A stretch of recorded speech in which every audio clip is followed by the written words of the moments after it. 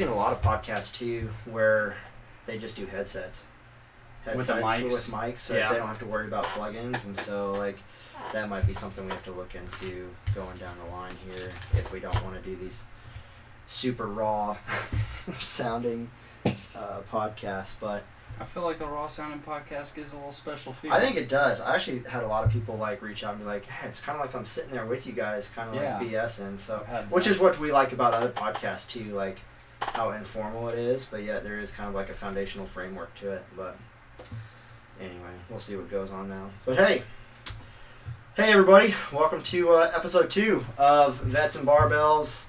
Wait, we made it to episode 2? We somehow made it Alright. to episode 2. Thank you to everybody that so far that has subscribed, liked, commented, at least the one dude on YouTube. Thanks, Bob. I sent you a personal comment back, so thank you very much. But yeah, no, it's been really good. Again, guys, we're still figuring it out. We apologize for some of the delays we had in the different platforms that we chose.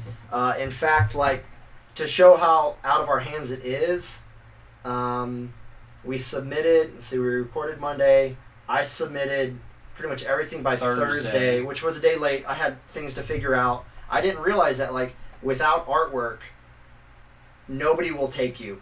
I mean, Buzzsprout will, because that's like the main hub where everything kicks out. But like, and that was Thursday the 10th. That was like, yeah. And so I submitted to like Spotify, podcast, and YouTube. And today is now the 14th. The 14th. And just 2 hours ago, I get the notification from the podcast world. Will it focus? We are up. Finally on iTunes. Apparently they had to figure out, I guess, if we were going to be controversial, if we were going to be explicit, if we were going to talk COVID and politics, which, you know, stuff like that, enough is out in the world that I don't think it needs to be touched on.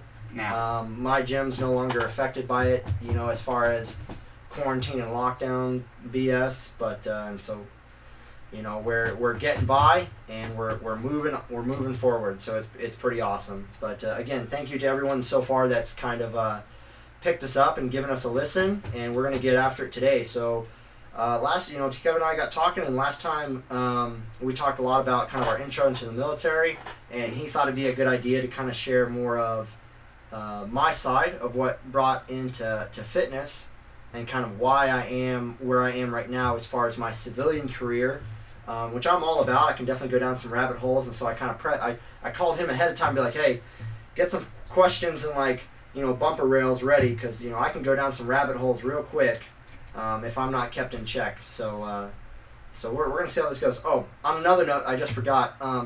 Kevin and I did do a little snippet videos individually that I did attempt to upload in time for 9/11.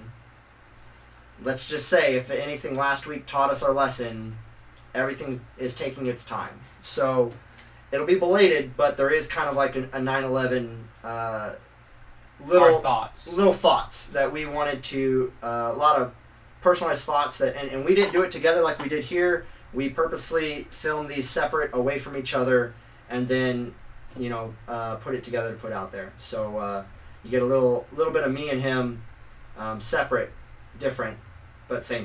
Yeah. But different. But same. All right, so where do you want me to start off today? Well, first, I was just thinking about this, looking in the video here. For those that are watching the video, Marcel, where are we? Oh gosh, we are in my little tiny office that I had to build out in my gym. So we're in the office today because the really good buddy of mine, Dylan Tolbert, who he's a professional MMA fighter here in the Jeff City, Central Missouri area, and he and I work together, and he trains a women's self-defense group every Monday, and he kicks off kind of an MMA jiu-jitsu orientation kind of class every Thursday and Sunday evenings. And that's here. And that's right here. We've got a whole, actually like the back, almost back quarter of the gym is all wall mats and floor pads that we keep very strictly cleaned. But yeah, so they were kind of doing work with their group, and so we just kind of decided to move in here so that we wouldn't get too much background sound. And if there's a hum, it's because I got this little tiny fan going, because that's the AC we got in this place is fans. So Real fancy life. real fancy. So yeah, All right, that's where we're at today. So now to kind of more kick into the whole like fitness and where you are and what you're doing with that. Yeah. First, we kind of touched base a little bit last week, but I'd like to go ahead and touch base on I think one more time. Is just tell us about your place. When did you start it? What was your vision for it? What kind of options do you have available right now for people, in case they're curious? Man, that's a really good question, actually. So I've been officially opened, and again, we touched on it, but officially I opened my doors 2020, February 1st. We had a big grand opening, a lot of foot traffic, everything was going great. I had a killer month one. I mean, it overshot even the bare minimum that I expected for the gym to do, which I just super blessed, super awesome. And then of course, March 1st, or the beginning of March rolls around, and we find ourselves as a nation in the situation of quarantine. Yay! So definitely had to figure it out, as we're taught to do in the military, is pretty much adapt and overcome. And so pretty much, and then when did the quarantine get lifted? Like, was it just June? like May? middle June, late May, middle June, something like that. Yeah, so Good couple months. Yeah, so I mean, if we think technicality, my gym's really only been open like 3 months, 2.5 maybe. So to be what we're doing right now, to be what I'm doing right now, I'm still super grateful. I never got bitter during that time. It was just more of like, okay, hey, let's put our head down, put our shoulder to the wheel, and we got to push. So so that's kind of like that. But as far as what I envision this place, like once I figured out that I wanted to take all the years and the diligence and knowledge that I had put into learning about fitness, learning about the body, knowing how to move it and push it and put different stressors, and then just continuing to learn through other professionals and other friends of mine that take it just as seriously as I do, I realized that I wanted to take just all of that, all of these facets of fitness and health and wellness, and just go full circle with it. So as far as what I'm set up to do right now, it's very much like a little bit of everything. You walk into the gym and it's very much like that open concept. I've got a big squat rig, as far as multiple stations, a lot of open floor space, like you would see in a CrossFit box.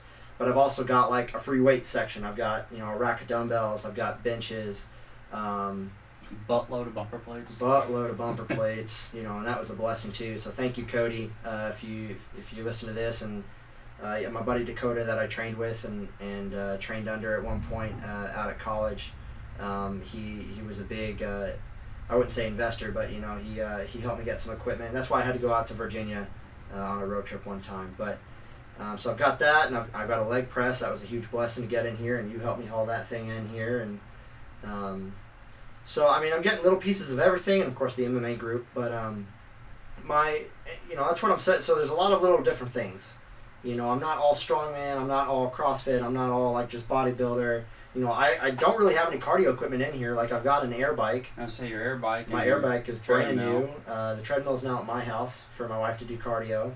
And then there's a nice running path outside. There is a great running path outside. In fact, the stretch of road we're on here on Apache Flats is actually just a nice place to run at. It is. It's very straight, and it goes down to Binder Park too. So if I'm feeling even a short or a long run, I'll just take my butt over there and just run Binder Lake, and I mean, it's gorgeous. And you can hit some of the wood trails. Exactly. And the big purchase this year will be a rower.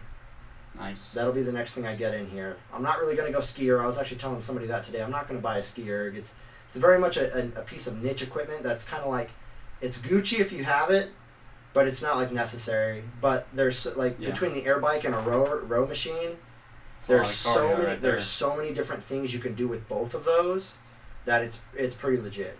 So that's kind of being the big one. But why I'm going down this list of pieces of equipment is because like my ultimate vision And again, somebody with probably more money is going to beat me to it around here, and I don't really care.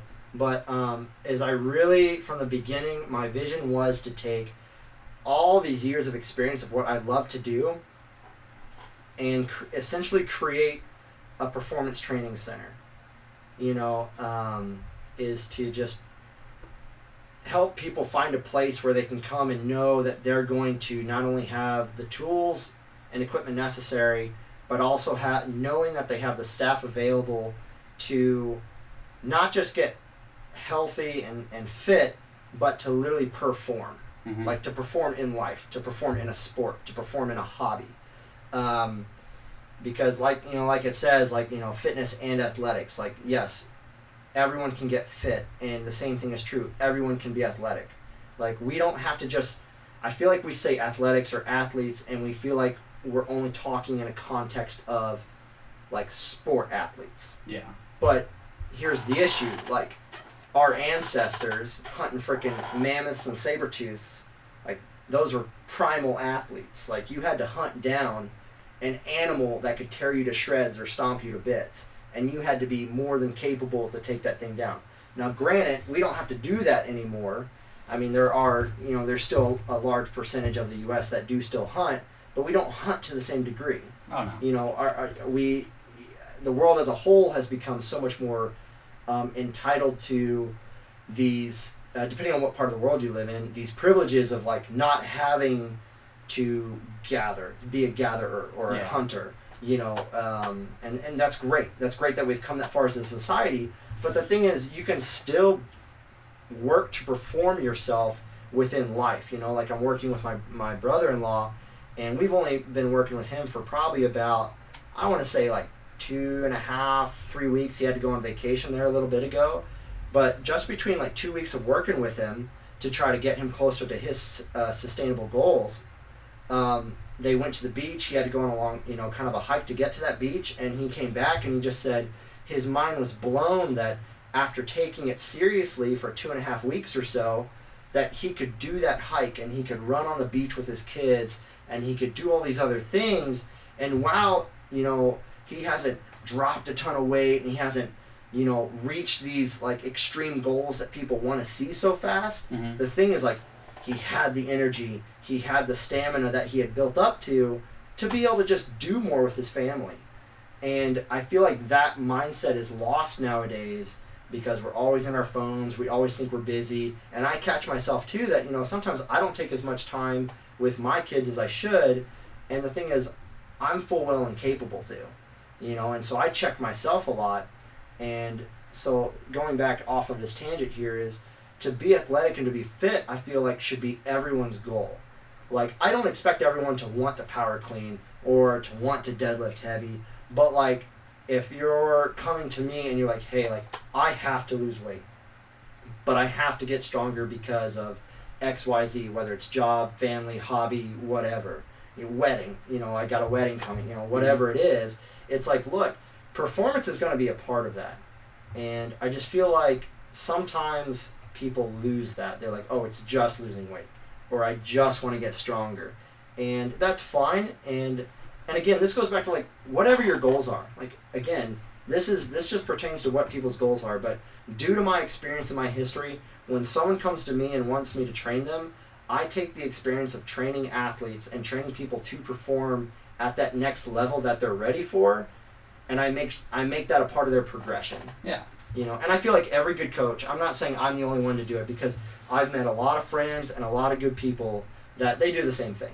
They have their own mindset on it, and that's cool, and I respect that. And the same thing with it kind of blows my mind sometimes when people don't want to go to another gym because they're afraid of what their friends or family may think of them if they go to a certain place, mm-hmm. even though they don't want to go to this other place. You know what I mean? And I'm like, well, what does that matter if you're trying to reach your goals?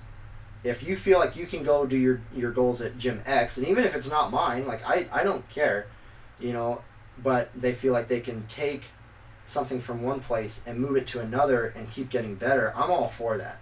Yeah, I agree. I mean, and I'm sure also what you were trying to hit on earlier was that when it comes to working out or going to the gym, it's not about, you don't have to be the super athlete out there or even want to become the super athlete. As long as you're going to better yourself, whether if that's just something as simple as, like you said, your brother-in-law, just where he was able to go on a hike and still feel fine and not feel like, oh my gosh, what did I just do? I'm hurting, I feel like crap.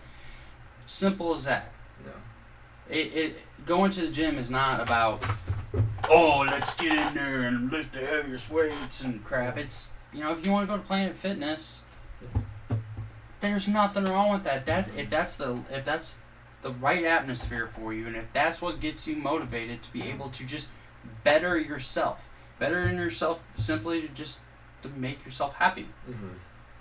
Yeah, I mean, I think that what you just hit there is like, what's gonna make you happy without harming you? Because there's things out there that can make a person individually like happy, as far as substances or whatever. But if it makes you happy and it doesn't harm you, and there's last time when did I hear, like, I've never seen someone get fat from eating too many greens, like vegetables. You'll get bloated, sure, but like, it's gonna be good for you, like all the fiber. You'll get bloated. I mean, the gases or whatever as it digests. Yeah, exactly. You did. But exactly. And I'm gonna say a thought I just had when you mentioned something was, oh yeah, this is it. So like, my personal opinion on like being a coach and a trainer kind of falls in the same line as like being that medical professional. Is if you really care about your patients, your clients, your athletes, you should be working yourself out of a job. You should be investing all your knowledge and time and networking into helping that person progress and get so free from their limitations that they don't need you anymore. That you have imparted to them everything you can. You've essentially become a force multiplier. You have taken what you have, or your team, say like I bring on a team of trainers and we do this whole thing, or we do this group, and we just I shouldn't say fire hose, but we share everything we can, and it's received, and they take it, they internalize it, they find what works for them, and then they're like, dude, thank you, I know what to do now in life, and they go forth. Yeah, because you're not due to life, finances, work, where you live. I've lost clients just because they had to move for work. Dude, that's fine, and I simply just say do you remember everything I taught you? Or like, you can still hit me up anytime, like I don't care, but like, I've also just, clients have left because like, they're like, hey man, you got me to the point I needed to, I know what to do now. I'm like, awesome, good, I'm happy, yeah. I don't know where the rest of that was going, but that was the end of my thought. Yeah, I feel like if as a trainer or coach, if you only just give like that 80% knowledge, but you hold that 20 back, because that gives you that elevated position of power, and it like, you do that purposely to force that person to have to stay with you, I don't think that's right. Yeah, you're not giving them the best that they have. Yeah. That they are able to get. You should be giving like 120% of yourself, so that they can give you so that they can then turn and give you 100% of them, until they're ready to give you even more, to give you what you're to match what you're giving them. That's what I'm trying to say. So, but yeah, I think the other thing I love about training people is, and I'm not perfect at it, but I think it comes with time, is being able to like read your clients. Not just from the start, because there's usually like a familiarization phase, like right there at the beginning, like even if it's a new client that you don't exactly like, you haven't interacted with, like say a friend that then wants to come on and he's paying for your services and stuff, but like there's a phase of time where you have to like read each other, like you're trying to like figure out what the balance of the relationship is besides just trainer and client, or trainer and athlete. And then once you kind of like find how you're going to talk to each other, like what that communication is, it's like any relationship really. It's just like, there are some boundaries with training a client, of course, but unless you want a lawsuit. But like once that gets figured out early on, it usually takes for me. It usually takes about 2-3 weeks, especially if I'm only seeing them like 3 days a week. Usually after like the first month, we kind of find where that balance is, and then we can really start pushing from there. And then once they can see that all the concepts I'm teaching them are clicking, and they're actually able to catch themselves, say when they're doing a back squat or like sure. When they're doing a back squat and they notice that one little thing that threw off their form for 2 reps out of say like 10, and then they'll rack it, and even though it wasn't unsafe, I'm still there spotting them or watching them, and I'm giving them cues, and they'll come off and they'll be like, hey, those 2 reps, I know I messed up. I was like, what'd you do? And then they'll tell me. I'm like, you got it. Now we can really start moving. Once they start clicking, that's where it's going to happen. And the reason that I push the so hard form and functionality over ego and weight, because if you go ego and weight, you're just going to hurt yourself. Yeah. Which I did last year. Yeah, you did. I got a big ego because I was curling like a buck on the preacher curl machine. Next thing you knew, I'm doing 200 pounds for a set of 10, and then next thing you know, I bummed my elbow so bad that even though now I'm back to normal, I still have to wear a compression sleeve every time I lift because I got a big head. I'm like, oh, I can do that. Let's add a little more. Let's add a little more. And that's after how many years would you say up to that point had you been in the gym? Well, on and off fitness. Yeah, on and off. I mean, it's a good 5 solid years from school, high school and middle school, of long distance running, but we still did weightlifting. Plus, I took weightlifting classes, and then, the 4 years of military. After the military, though, I really slacked off. And I only did maybe 1 good solid year lifting outside of the military before I started all of this back up about 18 months ago. So, a good couple of years under my belt of lifting and knowing better than what I was doing, but like you said, big weight, big ego. I was feeling cool because I was like, I go to a powerlifting gym. A lot of the guys in there are putting up a lot more. Dude, they're weight animals. I love watching their videos. Oh man, animals. Yeah, the dudes over at Capital Fitness, man, all kudos. Like I'm putting up pretty respectable weight. Yeah. For the deadlifts and squat, and well, not my squat because my knees, but for deadlift and bench, for sure putting up some really respectable weight. Yeah. And I'm still not even in the caliber of a lot of the guys in my weight class. Well, they've been doing a long time. Yeah. They coach great over there. The powerlifting coaching over there that Luke and Jake run, they're dialed in. Mad respect for all of them. Yeah, if you're I'm gonna give a boost always to Luke, but. Yeah, if you're looking to really look at powerlifting or strongman events or competitions, I tell you what, Capital Fitness, that's the place to go. They have the mindset, the tools, the resources to really just get in. And the camaraderie. Oh, the camaraderie, yeah. Oh, yeah. The camaraderie is great. I mean... I'm saying ours is pretty good too, but, No, yeah, but as in, because, they have a little bit more of a clientele in there, but,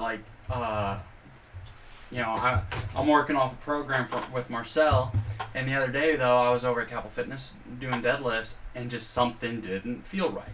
It didn't hurt, I noticed something wasn't feeling right, and I couldn't tell in the mirror looking at myself. So I went and grabbed one of the strongmans in there, Jacob, and I had him come over and, kind of talk to me, and, he noticed what I was doing wrong, helped me fix it, and the very next lift, I, boom, pulled it up like it was nothing, so... What was it? I wasn't locking my lat. Oh, so I know. Yeah. The thing I yell at you every time I see you. I thought I was. Yeah. I thought I was, but then so he literally grabbed my shoulders, shoved them like, "This is how you do." I'm like, ah. So yeah. Yeah, again, man, it's little things. It's little things. It is. It really is. It's good though. Like I said, they've got the eye for it. Yeah. But so just a reminder, he's a remote client of mine, so I send him programs month to month or face to face, and then he pretty much goes and does them on his own, just because we have conflicting schedules. that my gym's on the other side of town. Yeah. So, but kids. Yeah, and kids. Yeah, we both have kids. But yeah, no, that's awesome though. But yeah, so yeah, I mean, so going back to the main point of form and function over ego and weight. Like, now when I say ego, that doesn't mean you can't be confident. Like there's difference between ego huge, and confidence.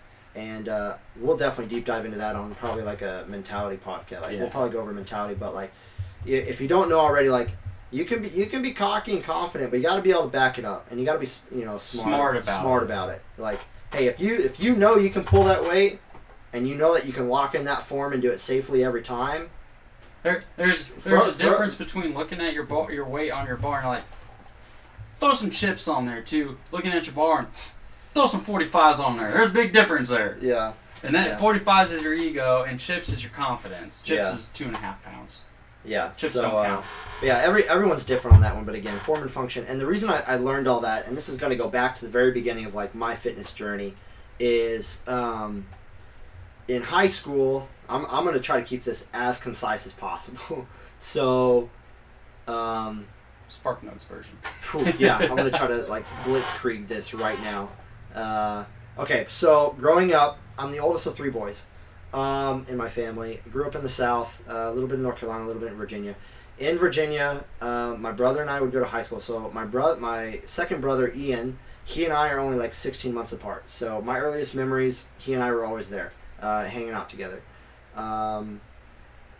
As we grew up, I took after more of my mom's side, which is a little heftier, a little rounder. I mean, more development, but I quickly realized that I held weight really easily if I didn't watch it. So I grew up kind of puffy, pretty chunky, got called names a lot. I was called Marshmallow, so Marcel the Marshmallow. So that was great for my confidence. On top of that, my younger brother Ian, just wicked high metabolism. Had the personality everybody loved, permanent 6-pack no matter what he did, had a girlfriend as early as freaking like 13, even though he won't admit it probably. And I only bring that up just because I'm sitting there growing up, and I'm like, I'm the older brother, like I should be the one setting the example, like I should be the one that like is that he's jealous of kind of thing. And there wasn't like a big like divide between us. We never competed on those levels. Like we were still friends and buddies like growing up, but we just had our different circles. Well, I played high school football first 2 years, so like I was big-ish for my size, but I was definitely like the shortest of all the linemen. Like they were just big redneck boys, and we had a Polynesian too, and he was tackling drills were not fun if I were across the line from him, but I did them, and if I got laid out, I got laid out. Didn't care. So I held my weight around like 185 during that time, about freshman and sophomore year of high school. After sophomore year, I just decided I wasn't going to play again. The team really wasn't a team. It was just a group of individuals that were just kind of playing for themselves and status, just to say I was on, I play football. And I just wasn't about that. If we're going to be a team, we're going to be a team. So I didn't do anything all summer. Well, towards the end of summer, I was like, we lived in a townhouse, and so basement, main floor, second floor. So going from the basement to my room on the second floor, I would be like huffing and puffing. This is like 2 flights of stairs. So finally, like towards the end of summer, like I got on the scale. Okay, remember, I was 185 floating average. I got on the scale and I was like 215. A little bit of a jump. Over a summer. Like 2.5 months. And that's not from the gym 215. No. So that right there was my first like come to Jesus moment. Like, this isn't good. I don't like this. I don't like the way I feel. Definitely don't like the way I look. So luckily, that year, my junior year, I started taking strength classes at high school. Had the best probably strength and conditioning coach that school has ever seen. My high school is George Marshall High School. So if you've ever watched Remember the Titans, probably hands down the best football movie ever made.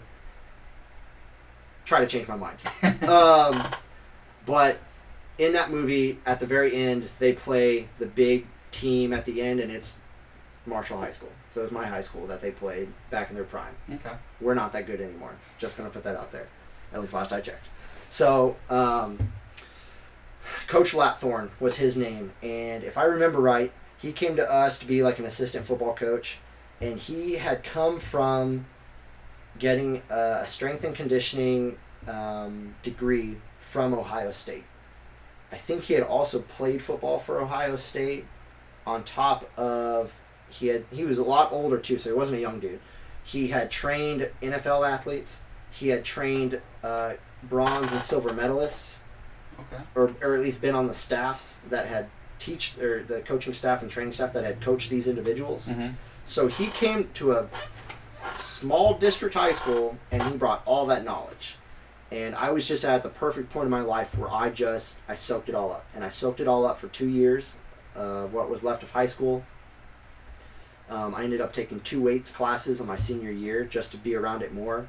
And then I left for college. I talked about that last podcast about getting in with the Ranger Challenge group. So on top of those early morning 2-hour workouts, at least 4 days a week, I'd link up with the team captain, and he and I would go to the gym together. So not growing up with an older brother, John, my buddy, that he and I still talk. He's actually stationed out of Kansas City right now. I think I said that last time. John became like my older brother. It was really cool. We clicked. We always just broke each other's balls off. It was just funny.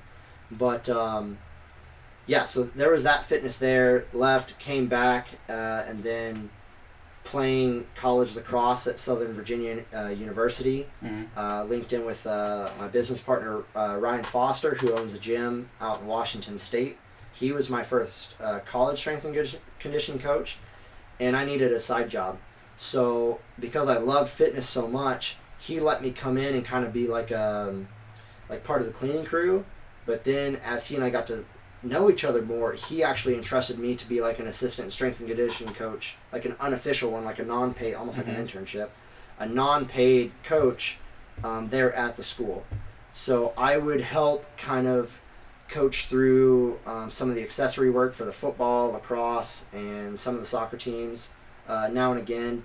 And then I would help train or work with some of the rehab athletes, people that just needed more rehab workouts done. Mm-hmm. I just make sure that they got through them safely. And then that's how I met my wife. Is she was injured from college soccer coming in her freshman year, and so that's how I got to met her and her friend. And of course the joke is I was really trying to date her friend, and then that just did not work. Let's just say that. And I'm glad it didn't work. I really am. Like her friend is a really sweet girl. She was awesome. She was really funny, and she was a really good friend for my wife.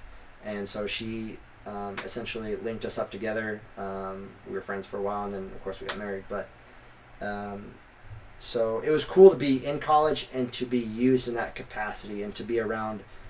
You know, it's not a D1. It wasn't a D1 school by any means. It was a D3 school, but still, the talent level of a lot of the kids coming in is still there. Mm-hmm. It's just a money thing, especially like with like college lacrosse. The biggest thing we noticed was, the talent of the individual person was still extremely high, especially if they came from like good hubs and good schools. Excuse me. It was just a money thing. Like a lot of people just can't pay for that D1 programming. Like it's expensive to go to these schools, you know. Joke. So there's no reason why maybe some of them need to spend a little interim time down at a D2, D3 level, and then they'll get called up on a scholarship or something. You know, that happens. So it was just cool to have that exposure, and then of course graduated from college. I think I did it in like the winter, and I was like, nope, I don't want to do a walk. Just send me my diploma, good to go. In that time, I prepped for a selection course, a very intense selection course for the Marine Corps that I unfortunately did not have the chance to go to. But I essentially trained myself and wrote the programming for myself for about 2 years. 2 years straight, I kind of slayed my body in 2-a-days. Except for swim days. Swim days, that's all I did. It was pretty much 2.5 hours in the pool in the evening on Thursdays. So that was cool to kind of like work that and figure that out by myself. Mm-hmm. But I never committed to it. I never was like, oh, this is exactly what I'm going to do. But in that time, I trained friends. I would bring them on, I would write them programs, or I would find them a program and then we'd tweak it for what their ability level was. So I was able to scale it for where they were. And that's the cool thing too, like especially if you're at a gym that has this set programming for people, like they have these set workouts that happen every day, even if they change. I feel like two things. The real showcase of a trainer and a coach is how can you scale, say, a set workout, either regress it down for somebody's ability level, or how do you turn it up? Mm-hmm. Like, don't just add more weights or more reps. How about you add the next level of a movement? Like, how about you just keep it where it's at and just make it more complex? Yeah. Like, turn it up for that person or turn it down. You know, if they're coming into this, you know, you should know your class well enough individually that, hey, these 4 people are not going to be able to do this. So, hey, we need to make a scaled version. Mm-hmm. You know what I mean? And again, so from graduating college to where I was, you know, let's say here, June or July of 2019. In that time between 2000, when did I graduate? 2016. I want to say I graduated in 16. So for about three and a half years, I floated in and out of fitness. Mm-hmm. A lot of it was on my own. Sometimes it was helping buddies. Sometimes it was getting help from others. But essentially, I just kind of bounced job to job, but fitness was always there. That was my staple. That was my happy spot. Yeah. And then finally, just after years of bouncing jobs, always going back to manual labor, I just realized, like, I've got to pick something. And we'll do another podcast where we talk about failures or roadblocks and how to put them in the right perspective, because in that space of 3.5 years, and including talking about this selection process that I didn't get to go to, there was a lot of trials in that time that really tested my patience, my faith, my drive. Like a lot of things that you think, okay, we're pushing to this objective. This is it. This is what's gonna happen. I'm not saying I put all my eggs in one basket, but like this is the path. Like everything's lining up, and then like right there, right at the finish line, you break your ankle. Yeah. Like face first, something passed out, in, bam, done. And I know I'm not the only one, and you've probably been through some of your own, but it's just earth shattering, and it really tests your fortitude and your mental toughness. And so that's why I kind of went for a phase, almost like I'd say for a year and a half before I finally just committed to getting certified through NASM. I just didn't know what I was doing. I was so sick of failing that I chose the safe route. I just said, you know what? I need to back off. I just need to make money. I can't take any risks right now, because I was married. I had a kid.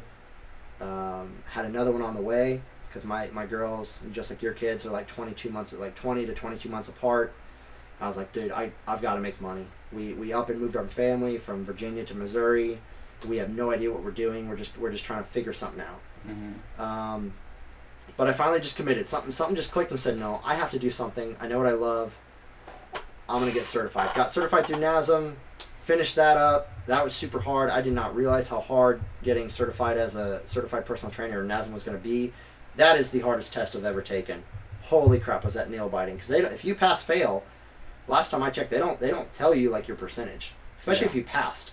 Like they just said pass. I think if you fail, they give you like a percentage, and they kind of show you what areas. I can't remember. Luckily, didn't have that. I passed, but I was pooping bullets. Worked at a commercial gym for a little bit, not as long as I intended, and I just realized that just wasn't the place for me. Just was not doing it, wasn't getting paid what I knew I was worth, and there was a lot of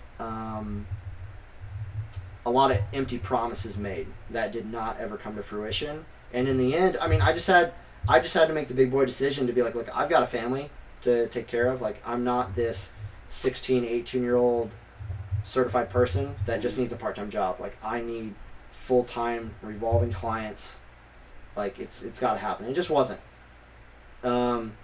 So I left, and just started striking out on my own. And the reason I will always boost Luke over at Capital Fitness is when nobody else gave me a chance and nobody else would let me do what I needed to do, he let me come into his gym. He allowed me to train clients, and we worked out an agreement, of course. But he's the one that anyone in this area, and I think there was like kind of that veteran basis, with him being a veteran, and and we had kind of started talking for, I want to say, about 6 months, getting to know each other, just kind of being acquainted and being friends. But yeah, that's why, like, despite things that have gone back and forth, I don't get involved in anyone's business. Like, if it doesn't affect me, my business, or my family, especially my family or my kids, like, man, you do what you got to do. You sort your own stuff out, and but I will always be grateful to Luke Gabriel and the family over there at Capital Fitness for how they just allowed me to progress myself as a professional, to have a place to post up, bring clients in, start myself off, get a foundation going, and start making revenue to eventually have this place. Yeah. I mean, it's due to him and his generosity that I have this, and I'll always be grateful for it. And it's all about the networking, and I love how in the pure fitness community, where there is that microcosm of despite anyone's individual like things or goals, like, we are all connected by just wanting to get better. That continual push to be better every day. Yeah. So agreed. And now we're here. Now I'm here trying to make a living out of this, and Corona's kicking me in the balls. I'll try to make a living, but you also enjoy the fact that you get to help people better themselves. God, there's no better feeling. So, like, picking up a new client recently last week, she's already seeing stuff click. It's really awesome. And then there's this other client that I post a lot about because she's been super loyal. Her name's Cindy, and I've coached her for over a year now. And if you all scroll through my Instagram, which is Phoenix.fit, which PHNX period fit FIT on Instagram, you're gonna see a post that where she was over a year ago about Christmas time, and then where she was when I made that post. And even today we were going through this. I gave there's the wife. I gave her like just this core blast workout, and she nailed it. She killed it. And she even got a compliment today from somebody that really hasn't seen her a lot in the past year, like at all. Mm-hmm. And that person said to her, like, "Wow, you look like you've lost a lot of weight. Like, you look like you're working out." And she's like, "Yeah, I'm getting after it." She's so humble. She really is. She's so awesome. Cindy, you're awesome.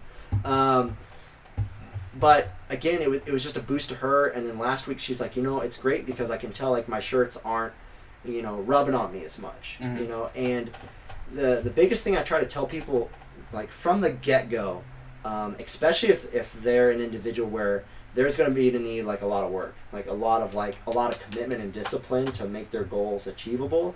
I was like, one, don't look at the scale. Just the scale is the biggest liar in the world, and it's going to mess with your mental state more than anything else, and you're going to get more stressed worrying about what the scale says week to week or what the scale says day to day. Never weigh day to day. Never weigh day to day.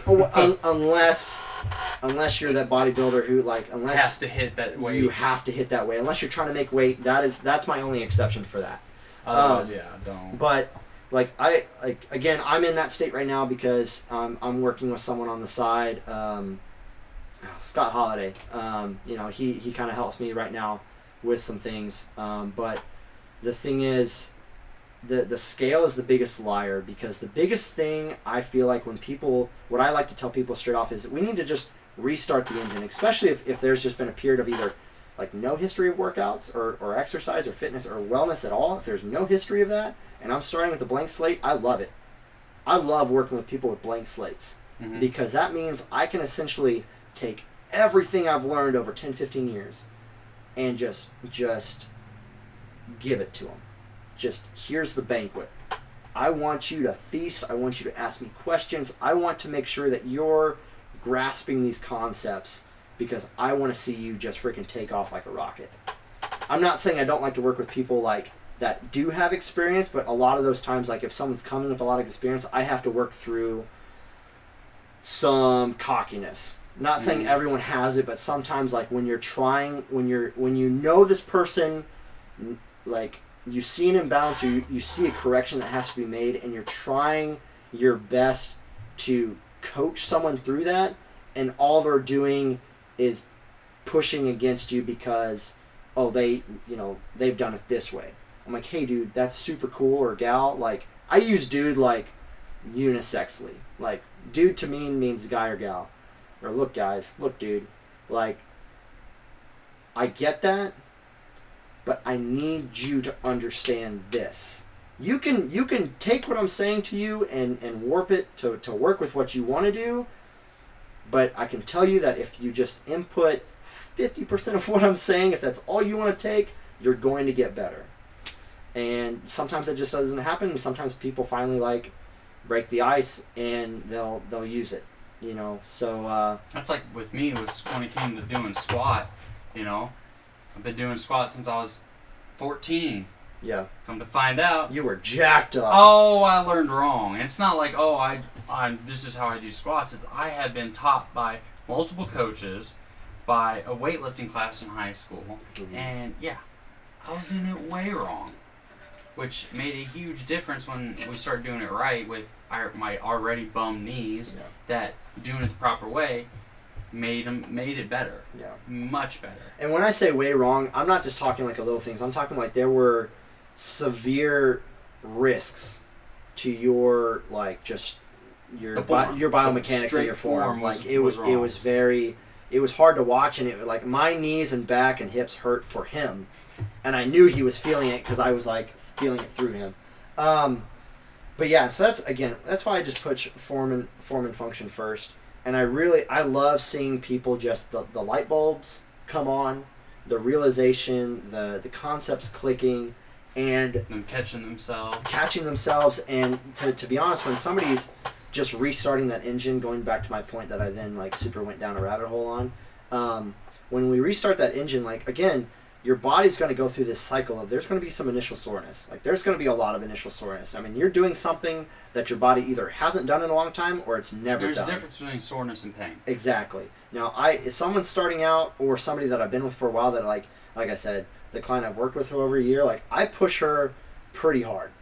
But she, again, we've learned how to communicate, and so I ask her like, hey, how are you feeling? And she'll honestly tell me, hey, I'm just tight, I'm just sore. Or she'll tell me like, hey, that last rep actually did hurt a little bit. I'm like, okay, let's back off the weight, or what we'll do is we'll do that, less reps, we'll just focus more on concentration of form. You know what I mean? So again, it's a communication thing. But again, initial phase is kind of like an alarm phase. You're going to be like, oh, this is new. Your body's going to be like, yo, bro, what are you doing to me? I don't like this. I hurt. Mm-hmm. Then we're going to roll from the alarm phase into kind of like a maintenance phase where your body will adjust. It's going to adapt. That's the greatest thing about the human body. It is adaptable to anything. But you have to put it through the stressors for it to adapt to us. I mean, that's why we've survived so long to where we are now. Like, we are wholly adaptable to situations if we maintain the stress, if we maintain the forward motion onto objective. Mm-hmm. You know, we have to keep pushing. Adapt and overcome. Adapt and overcome all the freaking way. And again, the other benefit that a lot of people see really quickly is their recovery is faster, their energy is higher, mm-hmm. their blood flow, especially with people that have had to use certain medications just to not be sore or to limit, tightness or, whatever it is. It's all, all the same pretty much. But like a lot of people I work with, it's like, whoa, I don't have to take that pill as often, or I'm out of risk of diabetes now, or that's later down the line. But like a lot of what I see is like, wow, even though I'm getting smoked, like I'm more energetic in my day, mm-hmm. and my recovery is faster. Especially if I'm like making sure that like they're getting that rest period they need, like that 7 to 8 hours. I get 6 to 7, but that 7 hours is kind of like a magic number. Like I trained a remote client one time, and he just said, you know, in one of his check-ins, I was like, well, how you doing? He's like, dude, I'm just always tired. I'm always fatigued. It's so hard to get to my workouts. And I knew he worked a night job, and he had like a lot of time in the day. And I'm like, well, wait a minute, something's not adding up. I was like, wait a minute, how long are you sleeping when you get off shift? He's like, well, I get off shift here. I go home. I decompress. I pretty much go to bed here, and then I wake up at this time. I was like, you're sleeping for 12 hours?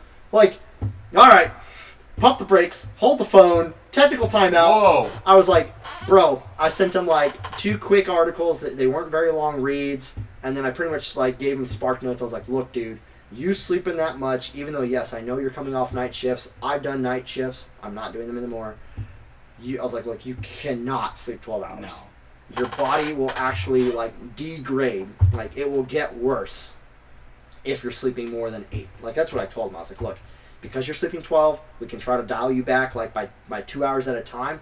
And this dude, like, as soon as I explained it to him and he read those articles, he's like, no, tomorrow I'll just set an alarm for 8 hours. And that mother ever did it. Like, he just made that commitment, and he's actually a Marine at my unit. But he did it. He adapted to it, and he was like, and the next check-in, I was like, hey, how'd this week go? He's like, bro, it's fantastic. I feel great. I'm like, I know what I'm talking about. You know? But that's the thing, too. And good segue from that about, like, knowing what you're talking about is what I think some trainers fail at, and I think and this is the growing pains of everyone, is sometimes you feel like early on in your career, you try to be too perfect as a trainer.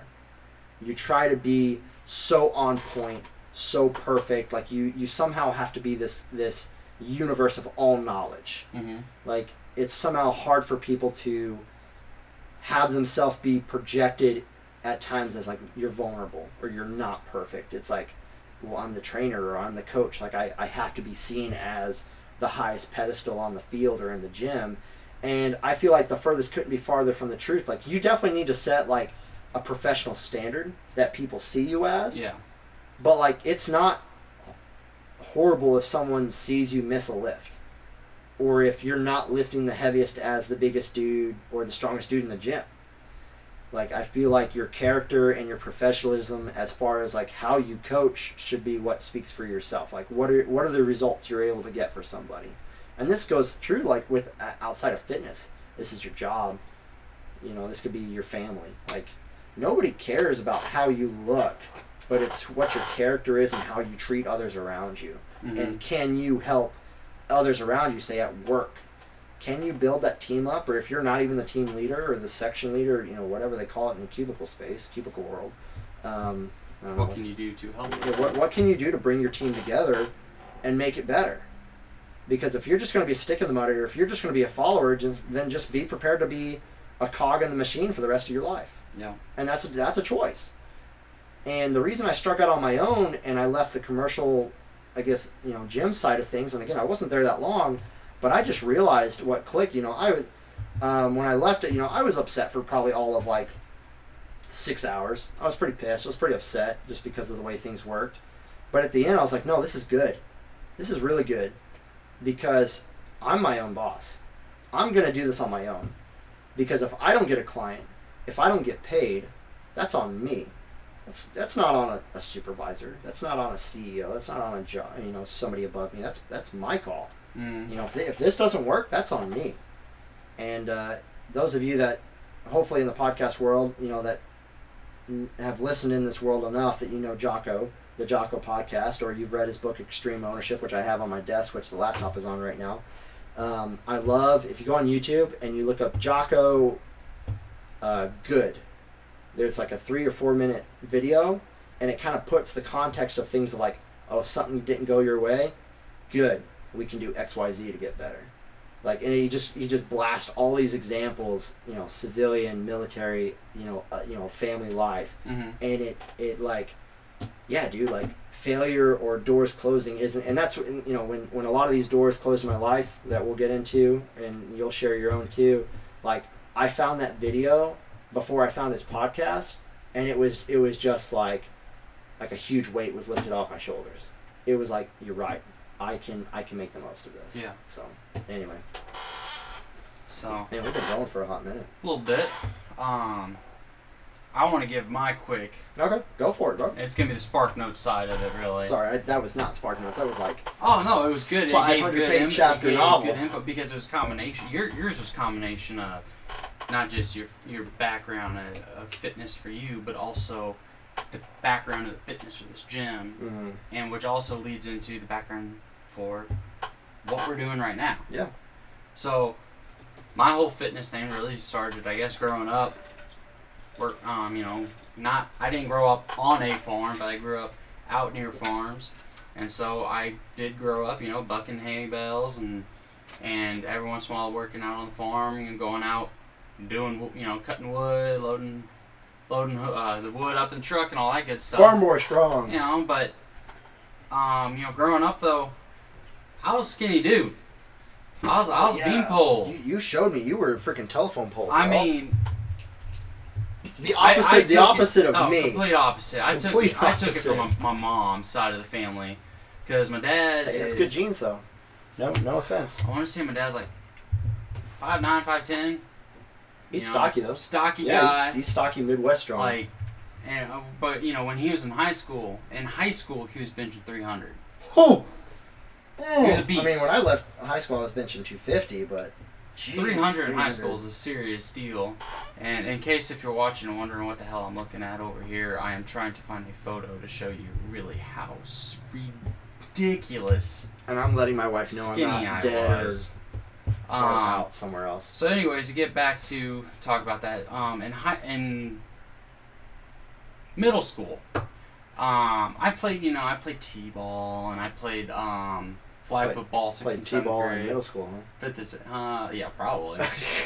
Some athlete. I'm kidding. 5th and 6th grade, I did football and basketball, flag football, and after that, I was done. And then 7th grade, track season came around, and one of my friends was like, "Oh, let's do this," and I really didn't want to. I had no desire, but he's like, "Oh, let's just do it." I'm like, "All right, whatever." I'll come to find out, 2-3 practices in, my buddy quits. Oh, yeah. And I stuck with it, ended up enjoying it, moved on to 8th grade, decided, hey, let's do cross country.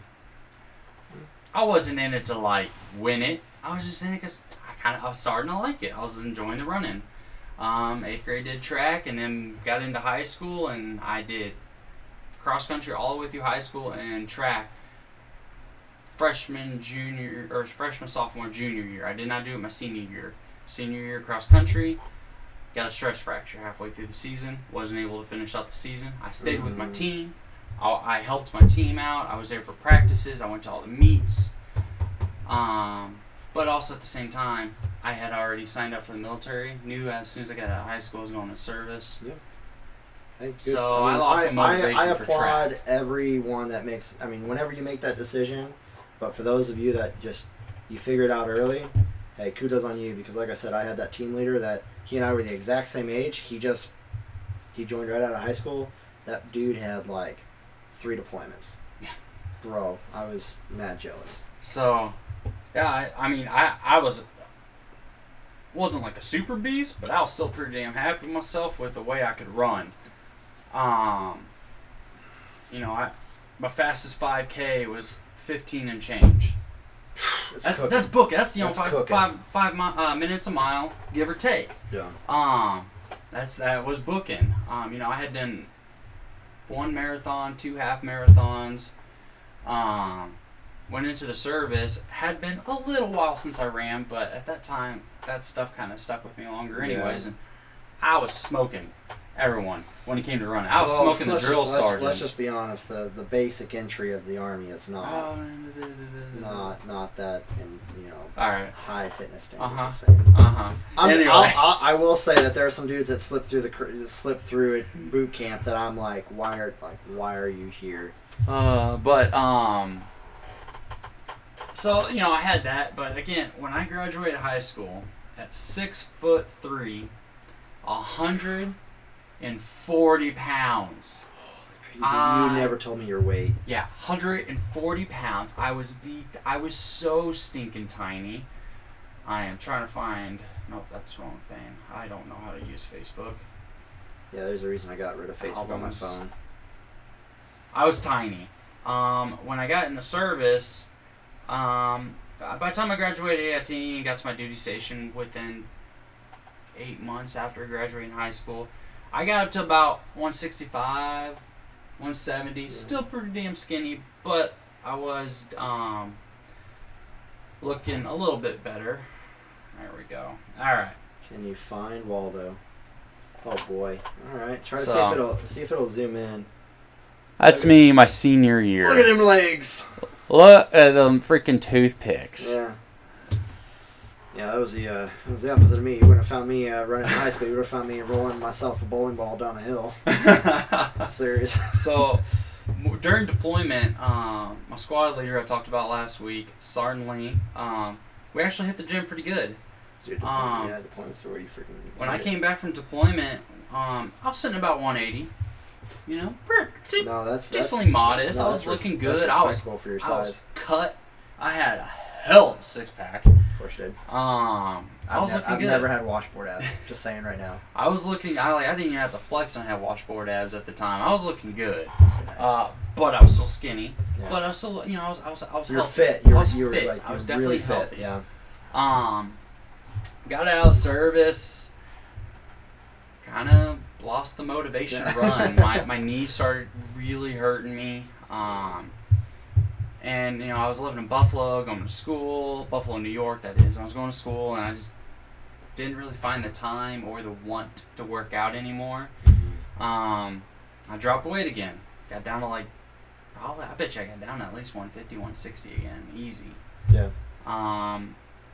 And I dabbled here and there a couple times for about a year there. Before the last year-ish, I was in Buffalo. Me and my really good friend Matt Wood. We hit the gym, but we weren't hitting hard. We were just kind of more staying fit. He would be running on the treadmill, and I'd walk next to him. Yeah. You're just kind of there as moral support for each other. Well, for that part, but we actually did do some lifting. We were taking protein and.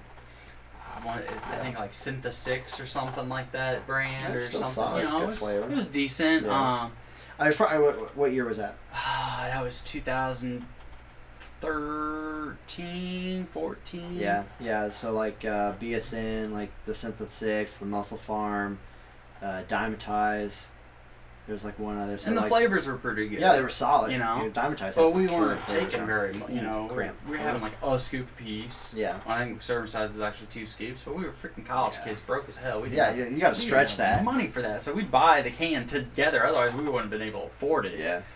On that note, it's fitness, health, and wellness. It's an investment. You have to look at it like it's an investment for yourself. This is probably one of the few certain instances in life where I will literally tell people, if they're not a selfish-minded person, which most people typically aren't, this is an area where you're going to have to be selfish about this. You're going to have to make some sacrifices, and at some points, maybe your family, your partner, your loved one, whatever, they may get jealous because you're spending extra time, you're sacrificing time. You may be sacrificing monetary things, either for food, supplements, if that's your gig, the trainer, nutrition coach, if that's not his scope of practice, personal equipment, clothes. Yeah, exactly. You will have to approach your journey, and that's what it is, regardless of your fitness level. It is a journey, and that's why I just went through my journey to where I'm at now. You're going into yours right now, and the thing is, it doesn't stop. You're not going to stop until you're dead. No. And I hope that I'm fit enough to live, as well as I can, chronic disease free, so that I can have a nice and fulfilled life with my family. So yeah, it's an investment. So like we were saying, invest with your buddy, buying it together. Yeah, so we were doing that for about a year. Then I finished up school. And my wife still had a few more months left of her college, but we knew we were moving back here to Missouri because I wanted to be around my brother. And so I came back early, And first off, my wife's always been like really into fitness. She played soccer her whole life growing up. College, she played soccer in college and lacrosse. But I came back down to Missouri while she stayed up there to finish up school, and I think I went 3 times to Planet Fitness. Mm-hmm. And I'm like, no. And it's not everyone's vibe. You No, gotta it's find not. a place for you. Then my wife did move down here, and we started going to the Y on the west end of town when they first opened up that building. Mm-hmm. We were doing pretty good at staying in with it, and then The place gets packed. that's what I didn't like about it. Place, especially that location. When we first started going, there was hardly ever anyone there, and then it started filling in quick. I also whoever designed or approved the equipment layout, it's very claustrophobic. Yeah. It's not very flow oriented. It's set up in sections very well per what it does, but the flow it gets very congested when it's peak hours. So. But yeah, so I ended up just stopped going, lost the motivation because I just didn't like getting packed in there, and I also wasn't. I honestly, even though I was somewhat fit, I wasn't confident in the way I looked. Mm-hmm. And when I saw other people lifting heavier weights, and I was over there lifting little weight, it made me kind of feel crummy. Yeah. Which was just a mental thing. Yeah. You shouldn't have to feel that. Period. Yeah, yeah, we'll get into that. But then what ended up really bringing me back into it all was after our second kid, my wife really started hitting the gym hard. She goes 573. It's a studio, kind of the HIIT style gym, but she just loves the atmosphere. Style, yeah. Loves the atmosphere. And that's what those studio places have going for them, and I'll never knock them because again, it works for people. You're gonna find a place that's your vibe. Yeah. I'll never knock it unless you're Planet Fitness. I mean, it's got some funny things about it, but if that's your place, that's your place. I'll tell you what, it's cheap. It is cheap. It's cheap, man. If I was in college and I didn't work a job, or if I only worked one part-time, might be where I have to go. Yeah. I get that. Or high school, you don't have much money, your parents aren't going to give you things on a silver platter, which I definitely was not. Neither were you.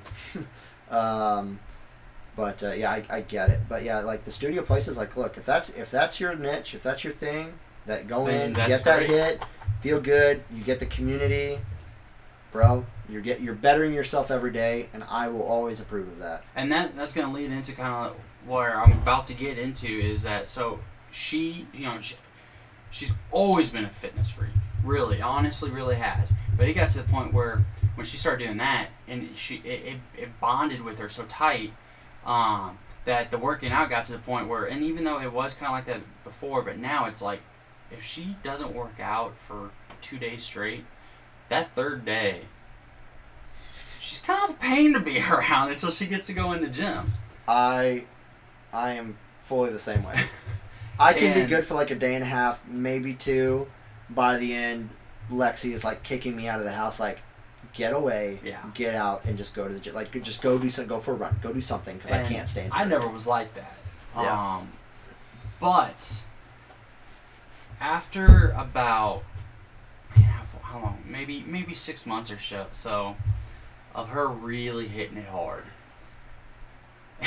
And when I started noticing, I started to get the skinny dad bod, bad. I started getting dropping off in weight. I started getting a bean pole again. I realized I didn't have abs anymore. I always had a little bird chest. I was getting tiny again. And you got your tits coming in. I decided that I need to look better for me and for her, because there's the key. She was looking better for herself, but she also wanted to look good for me, which I always thought she looked good no matter what. But brownie points. All right. Brownie points. But Amanda, listen up. When I just remember the one day seeing her, and I'm like, shit, look at that. And I look at myself, I'm like, shit, look at this. Man. I went, and I started looking online for gyms because I knew I didn't like the white atmosphere. There's nothing against it. It just didn't work for me. Yeah. I did try to go with the 573 with her a couple times. It wasn't bad. Like, I got good workouts. It just wasn't quite. It didn't like line up with your goals. Yeah, it didn't line up. Well, and I didn't really know what my goal was at the time, and so I finally found Capel Fitness there online, which is like it's mad close to his house. Yeah, it's like a 5-minute drive. Yeah, it's not like I mean it's super close, and I was like, you know what, let's go look at this place, and so it was like right before we were heading out to eat or something like that too, and I was like, hey, we're gonna go stop here on the way, and she's like, okay. Walk in. I walked out with a membership. Like as soon as I walked in, started looking around, and I talked with Luke. I'm like, I think this is for me. And so I started working out, and that was roughly 18 months ago, and I went from about. Let's say you and I must have almost joined at the same time. Very, very close. I think I was there for about 3 or 4 months when you started. Yeah. And even when you started after being there for 3 or 4 months, I was still somewhat skinny. But I mean, you were getting fit though. I was getting fit. I never looked at you and said, "Oh, he's kind of skinny." Yeah. Which that's kind of weird to say. Like, but I don't like profile people. As in, like when I showed you that picture, like you didn't look at me and like, man, look at this beanpole or. No, I was just like, he's. Well, here's the thing, like Kevin, how tall are you? 6'3". He's 6'3". All right, I'm like. I got height. I'm like 6 if I wake up on the right side of the bed. All right, so anyone taller than me, I'm like, bro, he's tall, and that's what I thought. Like, oh, he's tall, but like I never saw you as skinny. I was like, oh, that's a tall, fit dude. Yeah. And again, I'm not saying by any means am I a big guy now. I'm not. But compared to where I was, and then within 18 months, I had a goal. Last year, my goal was for my 30th birthday. I had 2 goals. One, I wanted to do a Spartan race with my wife. And the other one was, it wasn't actual flat bench, it was a bench machine. And I was, about July, I was feeling pretty good on that thing. I was like, you know what? I think I can do 300 on this by my birthday, by 30. 300 by 30 on the machine. Totally different situation. The cable or the hammer? The hammer. Oh, so yeah. Totally different situation than bench. Plate loaded, not self-dressed. That was my goal. I hit it. Hit both of them. I hit 300. Actually, I think I hit like 320, 325. Built them chesticles up. Got my, we did a Spartan race. We weren't doing it for like competition because I'm not a cardio guy. But it's what I wanted to do and my wife wanted to do. And I thought it was fantastic. It's a cool little notch in the belt to do a Spartan race. Or just like any obstacle race. I want to do more. That's pretty. And then from there, over the winter, the first, right after that, is when I started getting silly about the curls and hurt my elbow. And I was, I mean, like, I got decent sized arms now. Yeah. Not huge. Yeah. I had some pretty big arms right there. Yeah, you did. I had like 18.5 inch around. Yeah. You know, but I still have my little chicken legs as I wouldn't do leg days. Yeah. We wonder why we have squat problems right now. Yeah. And then, so this also kind of leads right back into, real quick, having a goal. I hurt my elbow. Yeah. And over winter, I didn't have a goal. I started losing a little bit of motivation. Then quarantine happened, and I really lost motivation. I didn't even work out. That was hard for a lot of people. I didn't work out. I even own this gym, and it was hard for me. Yeah. I lost a decent amount. I dropped weight. I dropped back down to like 190. Jeez. And then finally, when the gyms opened back up, I was feeling crummy because I felt like I was getting small again. Not that there's anything wrong with that, but I had a goal that I didn't want to be. Me personally, even though I was fit when I was skinny, I didn't want to be skinny anymore because I wanted to look good naked for me. And that's kind of my motto that I kind of stole from Seth and the guys at Axe and Sledge. But when I heard that, I'm like, yeah, I like that. So I finally decided I need a goal. And I was like, well, my birthday's in about 6 months. Let's make a birthday goal again. So I decided I wanted to do a powerlifting competition, which is squat, bench, and deadlift. Well, the thing is, at At that time, I only ever did deadlift once. Yeah. And that's how I hooked back up with Marcel. Even though at that time, me and him had already became friends. Yeah. You know, you were over in February for the Super Bowl, and that's kind of what really launched the friendship, I feel like. Because our kids connected, and that helped you and me and our wives kind of get that. Like, oh, okay, these are good people, and boom, and it's like blossomed.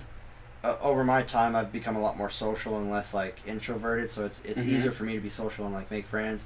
My wife is still someone that like, she's not like introverted, but like she is very selective of friendships, and so when she connects with somebody like your wife or other people, it's like it's a special thing. It's a very important thing to her, because she treats those people with a lot of love and respect. So it was really awesome, and I think that was the biggest thing for me too. It's like, oh, good, my wife's connecting with somebody, we're good to go.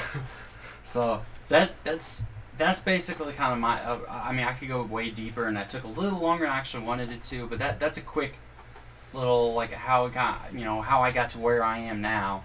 And yeah, I still have goals. I've got an idea for my next goal. I don't know if I really want to do it yet, so I'm not gonna announce it on here until we finally decide. I'm not even gonna make that decision until after the meet. Definitely after the meet, and then see where I go from there. But the best opinion I can have for somebody about fitness is three things. One, have a goal. If you don't have a goal, it really makes it hard. You've got nothing to strive for, nothing to look forward to. You don't have this stake out there and say, I'm going to get there. Two is, if you're wanting to find a place to get out and do something like that, find something that works for you. Find somewhere where you feel comfortable to work out in. That was always my issue.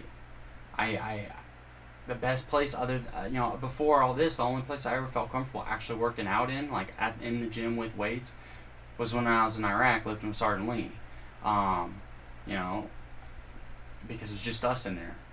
And I don't know, that just worked for me. And then 3 is having a positive attitude. Because I still get ruined on that. Last week, I forgot what day it was. But one day I went to the gym, and I literally think I spent 15 minutes in the gym. I got pissed off I don't know why. I was getting aggravated. And it was a chest day, and I started with bench, and I did my warm-up weight. I did my second warm-up weight. Got pissed off. I don't know why. I just didn't have a positive attitude. I was like, you know what? If I stay here, this is not going to be a good workout. So I unracked. I went home, finished out the rest of my day. The next day, woke up, felt better. That night when I went to the gym, I redid chest day because I didn't do a full chest day. I just did a couple warm-up exercises, and guess what? I had an awesome freaking workout. Yeah. Those days happen. I went for a new PR, didn't make it, but I went for a new PR because I was feeling great. Yeah. So, well, I think the key there was like at least you showed up. I tried to show up, but once I got there, I realized I wasn't positive that day, and I didn't let that make me want to not come back. I realized, because I'm pretty sure if I would have stayed in there that day and tried to do the workout, it would have been a shitty workout, been no motivation, no effort, and they're probably, because I've done that before, and then the next day I probably wouldn't have went, period. Yeah. And so, yeah, those are my 3. A goal, a place you like, and being positive about it. Yeah. And again, I just want to say one more time, a little shout out to my wife, that she was my motivation for me to better myself. Because not only am I bettering myself physically, but I'm bettering myself everywhere else. Because I'm working out, I'm feeling better, I'm more motivated and want to do more things, and I feel like I'm just, like they say, like Seth says, I ain't got no problems, I just got more work to do. Yeah. And that's really where I feel where I am, is I don't have any more problems. I just gotta do my work. I got house shit to do. I got housework, yard work. Gotta hit the gym.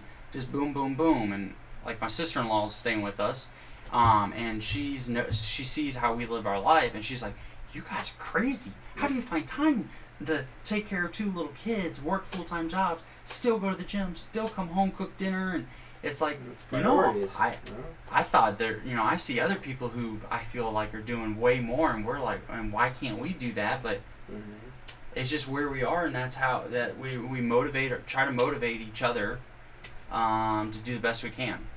So. Oh man, we hit it. Yeah, that was a lot. That went a little bit more than we thought. I think. Well, I think it's all right. What are we at? Hour 20. Okay, so a little less and less. I mean, we were at an hour and a half last time. Yeah. And even that, I think the last 10 or 15 minutes with that was just supplement talk. Yeah. Which we don't have to. We're not going to do this time, but. No. Oh, what a day, man! It's Monday. Been good weather. It's man, Sunday weather. Gorgeous. Saturday wasn't bad. It was just wet. But yeah, today was like. I was working with a buddy laying some hardwood floor in a pretty big open room, and we just had the doors and windows open, and it was like freaking gorgeous. Yeah, we turned AC off today, had windows open. It was My nice. wife did not do that, so my bill will always be high. But if that thermostat drops below or above 68, I'll flip a table. All right, but anyway, I think we're just gonna call it right there, man. I think my wife has just tried to text me and be like, "Stop making out with Kevin."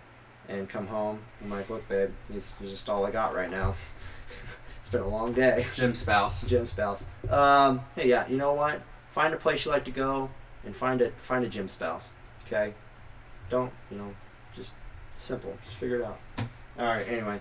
Thank you, guys. You have a good evening. Yeah, we usually do these in the morning. Just our schedules today had to be in the evening. So, yeah. Anyway, y'all have a good one. Look forward to more content again, unless schedules conflict or something happens. We're pretty much now just going to do this every Monday. Yeah, and I think hopefully upload speeds be that what they will, and who chooses to review us longer, it'll be up by Wednesday. So that's the plan, at least, if that's everything the plan. works So I'm going to have another late night, and I'm going to get this kind of up and rolling. Hopefully I'll have that 9/11 special sometime up this week if the powers that be will allow it. But anyway, thank you all so much, and you have a good day.